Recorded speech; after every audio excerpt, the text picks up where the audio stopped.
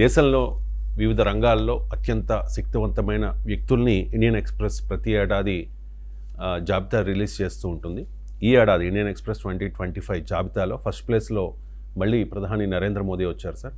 Second ప్లేస్లో హోంమంత్రి Amit Shah, third ప్లేస్లో విదేశాంగ శాఖ మంత్రి జైశంకర్, అలాగే 9th ప్లేస్లో ప్రతిపక్ష నేత రాహుల్ గాంధీ, 10th ప్లేస్లో ముఖేష్ అంబానీ, 14th ప్లేస్లో ఆంధ్రప్రదేశ్ ముఖ్యమంత్రి చంద్రబాబు నాయుడు, 28th ప్లేస్లో తెలంగాణ ముఖ్యమంత్రి రేవంత్ రెడ్డి, 73rd పొజిషన్లో ఆంధ్రప్రదేశ్ డిప్యూటీ సీఎం పవన్ కళ్యాణ్, అలాగే అల్లు అర్జున్ కూడా ప్లేస్ దక్కింది సార్. 92nd ప్లేస్ వచ్చింది ఆయనకి. సో ఈ ఇండియన్ ఎక్స్‌ప్రెస్ 2025 జాబితా గురించి అంటే ఇప్పుడు how do you define that అత్యంత శక్తివంతమైన వ్యక్తి ఎవరు అన్న దాన్ని బట్టి ఉంటుంది కదా. ఆ నిర్వచనం మరి వారిచ్చిన నిర్వచనాన్ని బట్టి అంచనా. బట్ ఆ ర్యాంక్ ఎలా ఉన్నా చంద్రబాబు నాయుడు ఇదే శక్తివంతమైన నాయకుడు కాదని ఎవరు అంటలేరు. సో అయితే ఆయన పర్సనల్ శక్తివంతమైన నాయకుడే అయినా కూడా క్లైమేటు రైతు ఎంత సమర్థుడైనా వర్షాలు పడకపోతే పంటలు పండవు. రైతు ఎంత గొప్ప సమర్థుడైనా వరదలు వస్తే పంటలు కొట్టుకుపోతాయి. అంటే వ్యవసాయము బాగా జరగాలి, పంటలు బాగా పండాలి అంటే రైతు అత్యంత శక్తివంతుడై ఉండాలి. అలాగే కరువు వరదలు లేని సానుకూల వాతావరణ పరిస్థితులు కూడా ఉండాలి. గాలిలో తేమ శాతం కరెక్ట్గా ఉండాలి. విత్తనం నీకు క్వాలిటీ విత్తనమై ఉండాలి. సో ఇవన్నీ ఫ్యాక్టర్స్, భూమి సారవంతమైన నేల ఉండాలి, సస్యరక్షణ చర్యలు అప్పుడు రైతు తెలివితేటలతో చేస్తాడు.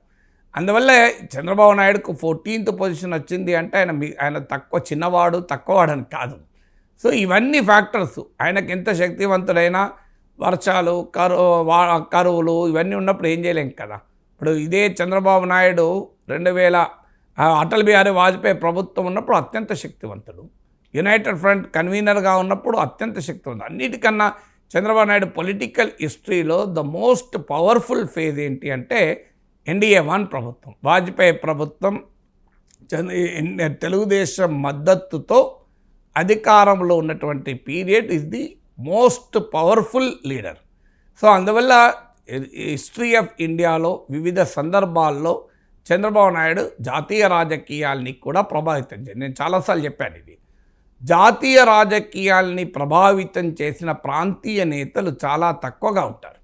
చాలా బలమైన ప్రాంతీయ నేతలే కావచ్చు. కరుణానిధి చాలా బలమైన ప్రాంతీయ నేత, దేవరాజ్ అర్స్, వైఎస్ రాజశేఖర్ రెడ్డి, ఇలా చాలా బలమైన ప్రాంతీయ నేత, మమతా బెనర్జీ, స్టాలిన్, వీళ్ళంతా ప్రాంతీయ నేతలే, బలమైన ప్రాంతీయ నేతలే.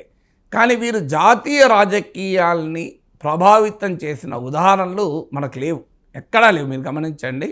నేను ఇప్పుడు మీరు అడుగుతున్నప్పుడు ఒక 75 years of Indian political హిస్టరీని రేఖామాత్రంగా ఊహించాను.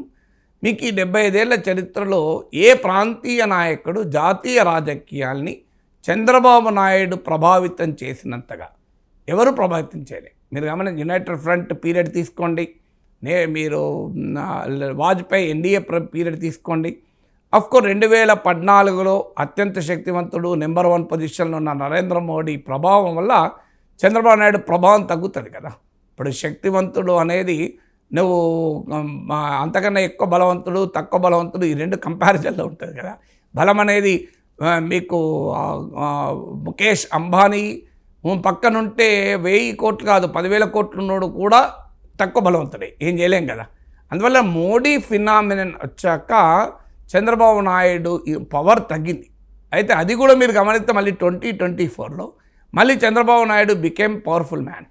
So 2019లో ఇర్రెలవెంట్ అయినటువంటి చంద్రబాబు నాయుడు 5 ఏళ్లలో మళ్ళీ రిలవెంట్ కాగలిగాడు. అందువల్ల రెండవ డైమెన్షన్ చంద్రబాబు నాయుడులో, మొదటి డైమెన్షన్ జాతీయ రాజకీయాలను ఇంతగా ప్రభావితము చేసిన ప్రాంతీయ నాయకుడు ఈ 75 ఇయర్స్లో మరో నాయకుడు లేడు, మీరు గమనించండి. రెండవది ఒక తీవ్రమైనటువంటి ఆటుపోట్లున్న ఒక V-షేప్ రికవరీ అంటారు. సో కంప్లీట్గా కింద పడ్డ మళ్ళీ పైకి లేవగలిగిన సత్తా ఉన్న బలవంతుడు. ఇది ఒక్కసారి కాదు, అనేక సార్లు. 2004లో ఘోరమైన పరాజయం, రాజశేఖర రెడ్డి నాయకత్వంలో కాంగ్రెస్ ప్రభుత్వం 10 ఏళ్ల పాటు అధికారం, రాజశేఖర రెడ్డి మరణానంతరం జగన్మోహన్ రెడ్డి పట్ల సానుభూతి వెల్లువ, తెలంగాణ ఉద్యమం వల్ల రెండు కళ్ళ సిద్ధాంతంలో ఇరుక్కొని నానా ఇబ్బందులు పడి తెలంగాణ ఉద్యమ ప్రైమ్ టార్గెట్గా అయినా కూడా మళ్ళీ 2014లో ఒక్కసారి లేచాడు. సో ఫినిక్స్ పక్షి అంటారు. ఫినిక్స్ పక్షికి ఉన్న అది ఆ పక్షి ఉన్నదో లేదో తెలియదు, ఊహాజనితమే కావచ్చు, కానీ ఇట్ ఇస్ అన్ ఇంట్రెస్టింగ్ ఫ్రేజ్గా వాడతాం. అంటే కంప్లీట్ అయిపోయినాక కూడా మళ్ళీ ఆ పక్షి లేవగలుగుతుంది. సో అలా చంద్రబాబు నాయుడు రాజకీయాల్లో కంప్లీట్గా దెబ్బతిన్నాడు అనుకున్న సమయంలో కూడా మళ్ళీ పైకి లేచాడు. అది 2014 అనుభవం. మళ్ళీ 2019లో 23 సీట్లకు పరిమితమై జాతీయ రాజకీయాల్లో అసలు రిలవెంట్లో కూడా లేకుండా పోయిన చంద్రబాబు నాయుడు ఇక చంద్రబాబు నాయుడు పని అయిపోయింది అని జ్యోతిష్యాలు చెప్తున్న సమయంలో మళ్ళీ అద్భుతమైన విజయాన్ని 164 సీట్లు 22 ఎంపీలతో తన నాయకత్వంలో పవన్ కళ్యాణ్ కలిసి రాగా అనూహ్యమైన విజయాన్ని సాధించాడు. అందువల్ల రెండవ కారణం అత్యంత శక్తివంతుడు 14వ ర్యాంకా 1వ ర్యాంకా 2వ ర్యాంకా కాదు. ఎందుకు శక్తివంతుడు అంటే ఇది రెండవ రీజన్. సో ఇంత రికవరీ వీ షేప్ రికవరీ ఎవరు ఉండరు. మూడవ డైమెన్షన్ ఏంటంటే అననుకూల పరిస్థితుల్లో కూడా చాలా తీవ్రమైన అవమానాలు పరాభవాలు ఎదుర్కొన్నా కూడా వాటిని దిగమింగగలిగిన మనోస్థైర్యం ఉన్న నాయకుడు చంద్రబాబు నాయుడు. చాలామంది సన్నిహితంగా తెలిసినప్పుడు చంద్రబాబు నాయుడు వాస్తవంగా అంత ధైర్యస్తుడు కాదు, భయస్థుడు అంటారు. నిజం కూడా అది. చంద్రబాబు నాయుడు తెగించి పనిచేసే స్వభావం ఉన్నవాడు కాదు. కానీ కూడా ఆ మనోస్థైర్యం అయితే దెబ్బతినదు. మీకు దానికి ఉదాహరణ 2004లో రాజశేఖర్ రెడ్డి అటాక్కు నిలబడ్డాడు. 2014 వరకు తెలంగాణ ఉద్యమ అటాక్కు నిలబడ్డాడు. 2019 తర్వాత జగన్మోహన్ రెడ్డి అటాక్కు నిలబడ్డాడు. అది మామూలు అటాక్ కాదు కదా. చంద్రబాబు నాయుడు జైలుకి వెళ్ళాల్సి వచ్చింది. భార్య పైన అతి నీచమైన కామెంట్స్ ప్రత్యర్థులు చేసినా కన్నీళ్లు పెట్టుకున్నాడు చంద్రబాబు నాయుడు, కానీ మనోస్థైర్యాన్ని వదులుకోలే. ఇది గౌరవ సభగా మారింది. దీన్ని గౌరవ సభగా మారినాకనే మళ్ళీ వస్తానని శపథం చేసి 164 మంది ఎమ్మెల్యేలు వెనక రాగా అసెంబ్లీలో ఒక అద్భుతమైన ప్రవేశం చేయగలిగాడు. సో ఈ మనోస్థైర్యం మామూలు మనోస్థైర్యం కాదు. తనతో పోలిస్తే పిలవాడు కదా జగన్మోహన్ రెడ్డి. ఎందుకంటే చంద్రబాబు నాయుడు రాజశేఖర్ రెడ్డి ఫ్రెండ్స్ కూడా 78లో ఒకేసారి అసెంబ్లీకి వచ్చారు. 78లో అప్పటికి మరి మీకు జగన్మోహన్ రెడ్డి ఎంత ఏజో నాకు గుర్తులేదు.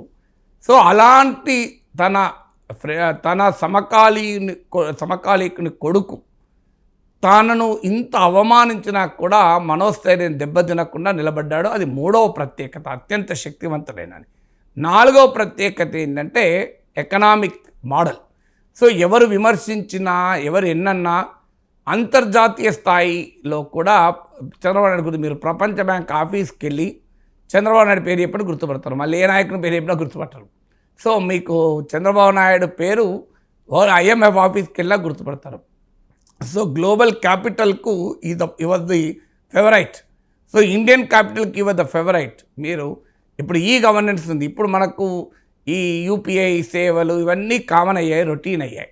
ఒకప్పుడు మీరు ఆలోచించండి, చంద్రబాబు నాయుడు కాలంలో మొదలైంది ఈ సేవలు మీ సేవలు. ఇవాళ ఆన్లైన్ సేవలు అంటే ఆ రోజుల్లో చంద్రబాబు నాయుడు పైత్యం అనుకునేవాళ్ళు.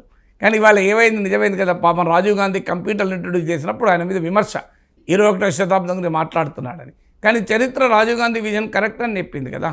సో మీ కంప్యూటర్లు 21st సెంచరీ కరెక్ట్ అని చెప్పింది కదా. సో అందువల్ల కొన్ని విషయాలు మనకు తర్వాత అర్థమవుతుంది. ఇలా ఇన్ఫర్మేషన్ టెక్నాలజీ రంగంలో చంద్రబాబు నాయుడు తీసుకొచ్చినటువంటి ఎఫర్ట్. అఫ్కోర్స్ చంద్రబాబు నాయుడు హైదరాబాద్ నేనే నిర్మించాను అని 400 ఏళ్ల చరిత్రను పక్కకు పెట్టాలని చూసినప్పుడు నేనే ప్రశ్నించాను.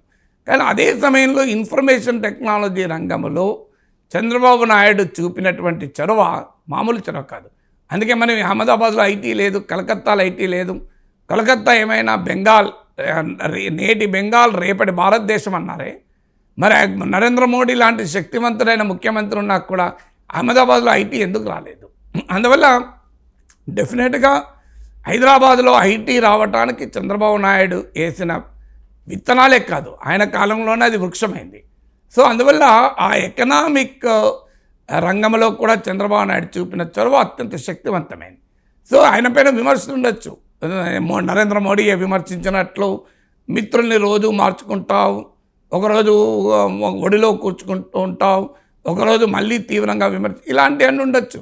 Of course are part of the political game.